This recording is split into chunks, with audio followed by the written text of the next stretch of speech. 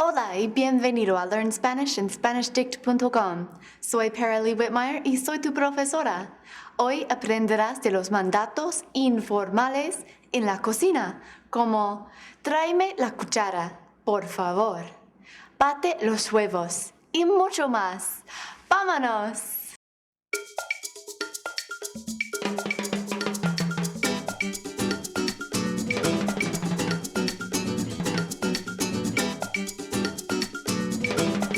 Como dije antes, una de mis razones favoritas de aprender una lengua nueva es la comida. I love learning new recipes when I travel so that I can take them back home and make them whenever I want. There is nothing like a meal to remind you of your happy travel memories. So today, I'm going to teach you what you will need to know in order to give and follow a recipe. There are two ways you may get the information about a recipe. One is by reading them, like if you buy a cookbook while you are traveling and you take it back with you. In most of these books, you will find that none of the instructional verbs are conjugated, but rather, they are still in the infinitive form.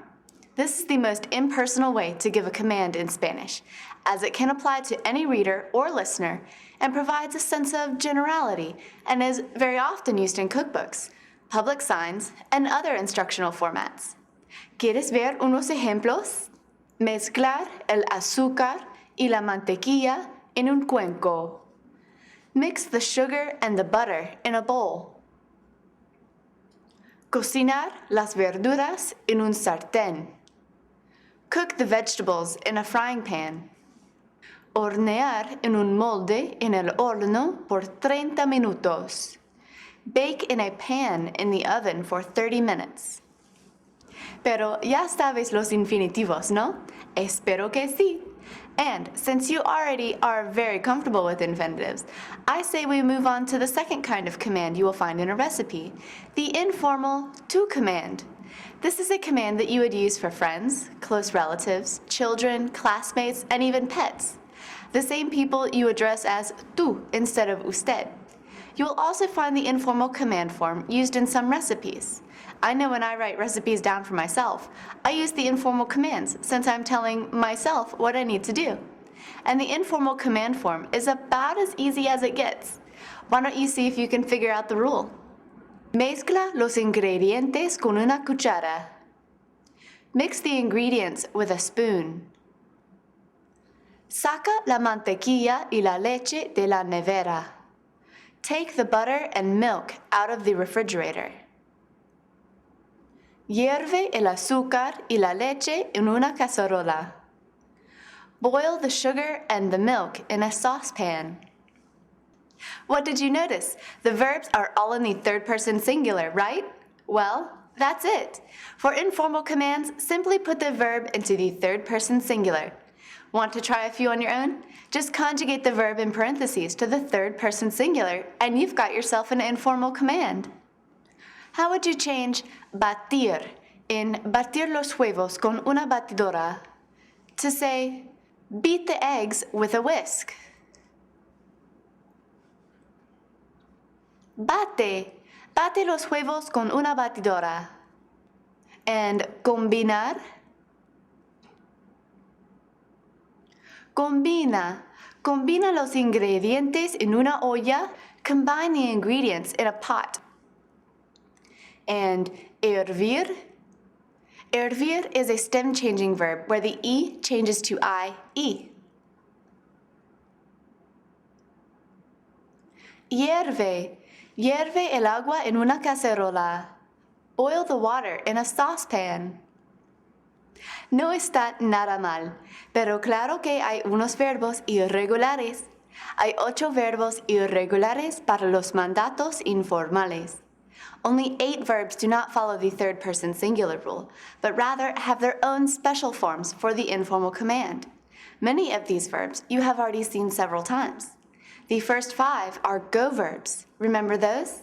For these, just put the verb in the first-person singular of the simple present, and then take the go off the end.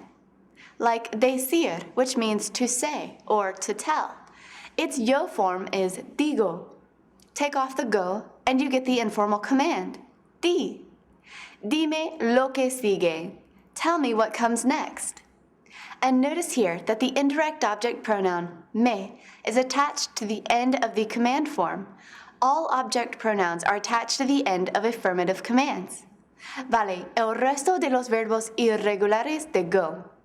Poner's yo form is pongo. Take off the go and it becomes pon. Pon la mesa con un tenedor, un cuchillo, una servilleta, un plato y un vaso para agua. Set the table with a fork, a knife, a napkin, a plate, and a water glass. Tener's yo form is tengo. Take off the go and what do you have? Ten. Ten cuidado con la cocina caliente. Take care with the hot stove.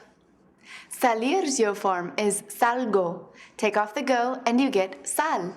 Sal de la cocina. Leave the kitchen. The last go verb is venir, whose yo form is vengo, and informal command form is ven. Ven aquí para batir los huevos. Come here so you can beat the eggs. The last three irregular verbs are ir, hacer, and ser. These are very irregular, and you will have to memorize their forms. Ir becomes ve. Ve a la nevera para la leche. Go to the refrigerator for the milk. Hacer becomes haz. Haz un bizcocho chocolate para la fiesta.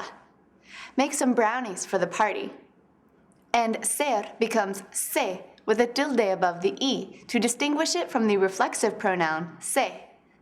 Sé una cocinera buena. Be a good cook. You also need to take into consideration that the informal command for ser, se, is the exact same form as the yo form for the verb saber, which means to know. Vale, es todo para hoy. You can practice everything you learned in this lesson at SpanishDict.com/learn. There you'll find all the picture flashcards from this lesson, along with the quizzes, the forum, and the video chat. You can find the notes for this lesson in the grammar section of the reference page under To Commands. You can also download our video podcast from iTunes so that you can study on the go.